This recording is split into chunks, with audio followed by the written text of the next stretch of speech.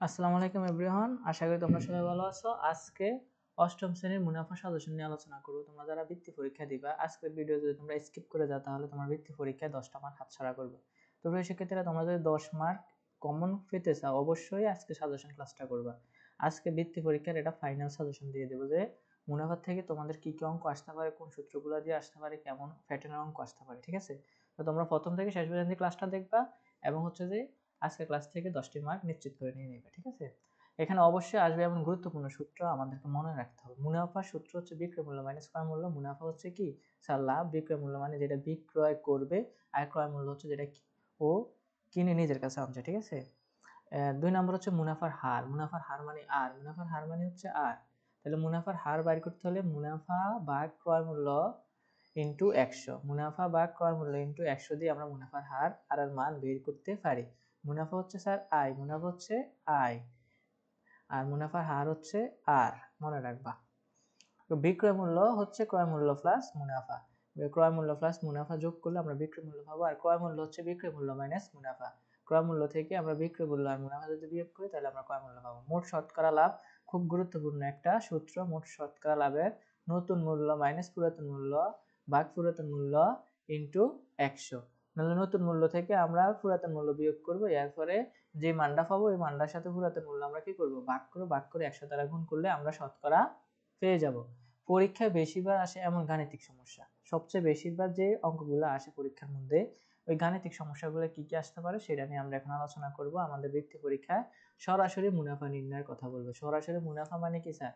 মুনাফা হচ্ছে আয়, মুনাফা হচ্ছে আয়, আমাদেরকে আয় বাইর করার জন্য বলবে সরাসরি। তো একটি পণ্যের ক্রয় মূল্য বিক্রয় মূল্য দেওয়া থাকবে, মুনাফা ও মুনাফার হার বের করতে হবে। উদাহরণ যেমন একটি কলমের ক্রয় মূল্য 50 টাকা, বিক্রয় মূল্য 60 টাকা, মুনাফা মুনাফার হার কত। তাহলে আমরা এখান থেকে মুনাফা বের করতে পারি মুনাফা সূত্র দিয়ে, আর মুনাফার হার যে সূত্র স্যার দেখাইছে ওই সূত্র দিয়ে আমরা বের করবো। আজকে হচ্ছে সাজেশন ক্লাস, শুধু তোমাদেরকে সাজেশন দিয়ে দেওয়া হবে কোন কোন অঙ্কগুলো কোন প্যাটার্ন অঙ্কগুলো তোমরা করবা। তো 2 নাম্বার হচ্ছে মুনাফার হার থেকে বিক্রয় মূল্য ক্রয় মূল্য নির্ণয়। মুনাফার হার মানে 8 থেকে বিক্রয় মূল্য ক্রয় মূল্য নির্ণয়। তো এখানে বিক্রয় মূল্য হচ্ছে সিপি আর ক্রয় মূল্য হচ্ছে এসপি বের করতে হবে। এরকম একটি পণ্য 20% মুনাফা হয়, বিক্রয় মূল্য 240 টাকা হলে ক্রয় মূল্য কত। তাহলে আমরা এখান থেকে ক্রয় মূল্য বের করে নেব। এবার একাধিক পণ্যের মোট মুনাফা, তারপরে প্যাটার্নের অঙ্ক হচ্ছে একাধিক পণ্যের মোট মুনাফা। তো একাধিক পণ্যের যৌথ ক্রয় মূল্য বিক্রয় মূল্য দিয়ে মোট মুনাফা বের করতে হবে। যেরকম দুইটি পণ্যের ক্রয় মূল্য 200, 250 টাকা এবং বিক্রয় মূল্য 240, 300 টাকা, মোট মুনাফা কত।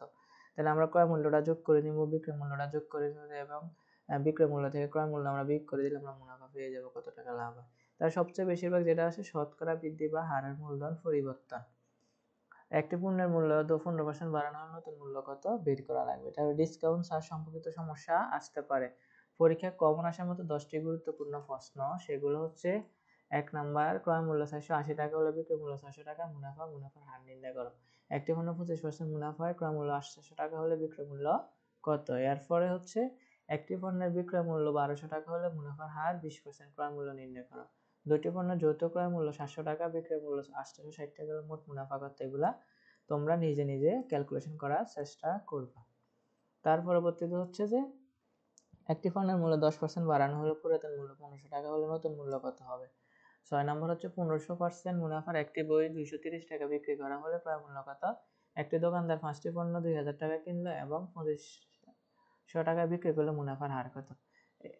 আরো 3টা অঙ্ক আছে এরকম, সারা জাস্ট 10টা অঙ্ক তোমাদেরকে বলে দিলাম। তো আমি মুনাফা ক্লাসের সমাধান ক্লাস নিয়ে আসবো এবং হচ্ছে তোমাদের ওয়ান শট ক্লাস দেওয়া হবে মুনাফা থেকে, যাতে তোমরা বৃত্তি পরীক্ষায় মুনাফা থেকে 10এ 10 দিতে পারো। তো আজকে যে সূত্র নিয়ে আলোচনা করছি, যে অঙ্কগুলো নিয়ে আলোচনা করছি, ওই অঙ্কগুলো তোমরা বাড়িতে নিজে প্র্যাকটিস করো, নিজে শেখার চেষ্টা করো। তো সবাই সুস্থ থাকো, ভালো থাকবে, আল্লাহ হাফেজ।